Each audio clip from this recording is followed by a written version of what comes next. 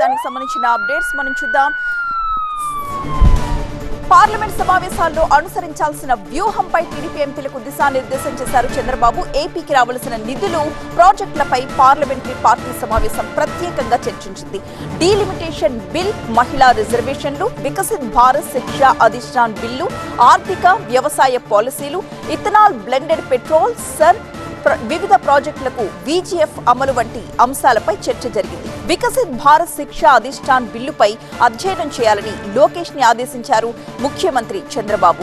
సున్నితమైన అంశాల్లో ప్రతిపక్ష పార్టీలు కేంద్రాన్ని ఇబ్బంది పెట్టేలా వ్యవహరిస్తే వాటికి టీడీపీ తరపున గట్టిగా కౌంటర్స్ ఇవ్వాలని ఎంపీలకు సూచించారు. రాష్ట్ర ప్రభుత్వం చేపడుతున్న వివిధ కార్యక్రమాలను ప్రజల్లోకి తీసుకువెళ్లే అంశంపై ఎంపీలు చొరవ చూపాలని చెప్పారు.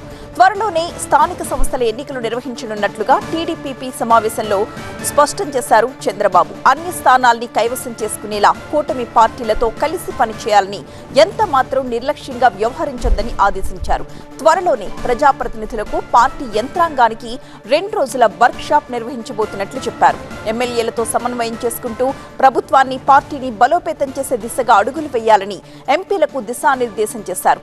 పార్టీని కుటుంబంగా భావించి తనతో పాటు అందరినీ ముందుకు తీసుకువెళ్లేలా నాయకత్వం ఇవ్వగలిగిన వాళ్లు రాణించగలుగుతారని చెప్పారు మంత్రి లోకేష్. ఏదైతే సోషల్ మీడియా ద్వారా అబ్యూజ్ చేస్తూ ఉన్నారో, సోషల్ మీడియాను వాడుకొని వ్యక్తిగత హననం అనే కార్యక్రమం చేస్తూ ఉన్నారు. దీనిపైన ఈ సమావేశాల్లో పెద్ద ఎత్తున తెలుగుదేశం పార్టీ వైపు నుంచి లేవనెత్తాలి అని చెప్పి ముఖ్యమంత్రి గారు చెప్పడం జరిగింది. ఏదైతే బిల్స్ రాబోతూ ఉన్నాయో వాటన్నిటినీ కూడా ఉమెన్స్ బిల్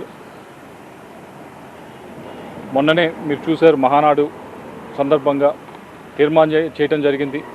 ఉమెన్స్ బిల్ వచ్చినా రాకపోయినా పార్లమెంట్లో మనమైతే తెలుగుదేశం పార్టీ తరఫున 33% రిజర్వేషన్ చేయబోతా ఉన్నామని దానికే కట్టుబడి ఉన్నాము. పార్లమెంట్లో రేపు వస్తే తప్పకుండా ఉమెన్స్ బిల్కి సపోర్ట్ చేసే కార్యక్రమం చేయబోతా ఉన్నామని చెప్పి తెలియజేసుకుంటా ఉన్నాం.